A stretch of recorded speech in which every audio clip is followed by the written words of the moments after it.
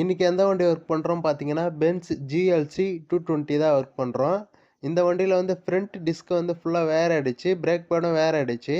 அதனால் செக் பண்ணி பார்த்ததுல வந்து டிஸ்க்கு வந்து ஸ்கிம்மிங் பண்ணுற மாதிரி இருக்குது. எதனால் ஸ்கிம்மிங் பண்ணுறோம் பார்த்தீங்கன்னா, டிஸ்கில் வந்து ஒரு ஸ்டெப்பு மாதிரி இருக்கும். அந்த ஸ்டெப்பு இருந்துட்டா அதுக்கப்புறமா புது பிரேக் பேட் சேஞ்ச் பண்ணாலும் நல்லா பிரேக் வந்து பர்ஃபெக்டாக இருக்காது. அதனால தான் ஸ்கிம்மிங் பண்ணுறோம். இது மாதிரி ஸ்கிம்மிங் பண்ணி போடும்போது பிரேக் வந்து நல்லாயிருக்கும்.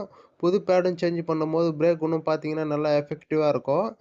அதனால தான் வந்து இந்த வண்டிக்கு வந்து டிஸ்க் வந்து ஸ்கிம்மிங் பண்ணியிருக்கோம். 4 டிஸ்க்குமே ஸ்கிம்மிங் பண்ணியிருக்கோம். ஃப்ரண்ட்டு, ரியரு 2மே பேடுமே வாங்கியாச்சு. ஏடி பேடு தான் வாங்கியிருக்கோம் இந்த வண்டிக்கு. ஓஏ பார்த்தீங்கன்னா ஏடி தான் வரும். இப்போ இந்த பார்ட்ஸ் எல்லாமே தான் இந்த வண்டிக்கு வந்து சேஞ்ச் பண்ணுறோம். இதுக்கு பிரேக் பேடு சென்சாரும் வரும் இந்த வண்டிக்கு. பிரேக் பேடு சென்சாரும் வாங்கியிருக்கோம். பிரேக் டிஸ்க் உட்கார இடம் எப்பவுமே வந்து நல்லா க்ளீன் பண்ணிட்டு பிரேக் டிஸ்க் வந்து ஃபிட்டிங் பண்ணோம். அப்போ தான் வந்து டிஸ்க் வந்து நல்லா சீட்டிங் ஆகும். பேடு மாட்டும்போது பேடு உட்கார இடத்துல வந்து பழைய பேடு டஸ்ட் எல்லாமே இருக்கும். அந்த டஸ்ட் எல்லாமே நல்லா க்ளீன் பண்ணிட்டு மாட்டினா தான் வந்து பேடும் கரெக்டாக மூவிங் ஆகும். இப்போ வந்து இந்த பக்கம் வந்து பிரேக் பேடு, டிஸ்க் 2மே வந்து ஃபிட்டிங் பண்ணியாச்சு. இந்த பேடுக்கு பேக் சைடில் பார்த்தீங்கன்னா 3M ஸ்டிக்கர் வரும். இந்த ஸ்டிக்கர் வந்து எப்பவுமே ரிமூவ் பண்ணிட்டு தான் மாட்டணும். அப்போ தான் வந்து பிஸ்டனில் வந்து கரெக்டாக சீட்டிங் ஆகும் பேடு. பிரேக் பேட் வந்து மாட்டியாச்சு. இதுக்கப்புறமா அந்த பிரேக் பேடு மேலே வர கிளிப்பு, இந்த பின்னு மாட்டணும். இந்த கிளிப்பு, இந்த பின்னு தான் பார்த்தீங்கன்னா பிரேக் பேடை வந்து ஷேக் ஆகாம பிடிக்கும். இந்த 2 பின்னு தான் பார்த்தீங்கன்னா பேடு வந்து கேலிபர்லேருந்து வெளியே வராத மாதிரி பிடிக்கும். இது பார்த்தீங்கன்னா இப்படி தான் மாட்டணும். இந்த கிளிப்பு, இந்த பின்னும். இந்த பக்கம் வந்து எல்லா ஒர்க்குமே கம்ப்ளீட் பண்ணியாச்சு. இதே மாதிரி பார்த்தீங்கன்னா ரைட் சைடும் ஃபிட் பண்ணணும்.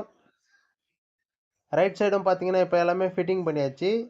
இதுதான் பார்த்தீங்கன்னா இந்த வண்டியோட பிரேக் பேடு சென்சாரு. இந்த சென்சார் வந்து பிரேக் பேடு தேஞ்சோன்னே நம்மளுக்கு வந்து வார்னிங் காட்டும். அதுக்கு தான் கொடுக்குறாங்க இந்த சென்சாரை. இப்போ வந்து ரியரில் தான் பிரேக் டிஸ்க் வந்து ஃபிட் பண்ணுறோம். பிரேக் டிஸ்க் உட்கார இடம் வந்து நல்லா க்ளீன் பண்ணியாச்சு. இந்த வண்டிக்கு வந்து ரியரில் வந்து எலக்ட்ரானிக் பார்க்கிங் பிரேக் தான் வரும். இந்த பார்க்கிங் பிரேக் வந்து டீஆக்டிவேட் பண்ணால் தான் வந்து பிரேக் பேடு சேஞ்ச் பண்ண முடியும். பிரேக் டிஸ்க் வந்து மாட்டியாச்சு.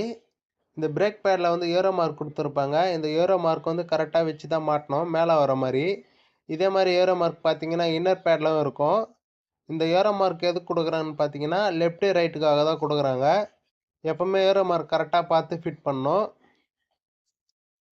இதுக்கப்புறமா பார்த்தீங்கன்னா இந்த கேலிபர் பின்னு எப்பவுமே ஃபிட் பண்ணும்போது வந்து லூப்ரிகேஷன் பண்ணி தான் ஃபிட் பண்ணணும். அப்போ தான் வந்து பிரேக் பேடும் பார்த்தீங்கன்னா கரெக்டாக வந்து மூவிங் நல்லாயிருக்கும். பிரேக்கும் நல்லா எஃபெக்டிவாக இருக்கும். இந்த பக்கம் வந்து எல்லாமே கம்ப்ளீட் பண்ணியாச்சு. எல்லாம் இந்த பின் லாக் எல்லாமே வந்து ஃபிட்டிங் பண்ணியாச்சு. இதே மாதிரி பார்த்தீங்கன்னா உங்களுக்கு ரைட் சைடும் ஃபிட் பண்ணணும். இப்போ வந்து ரைட்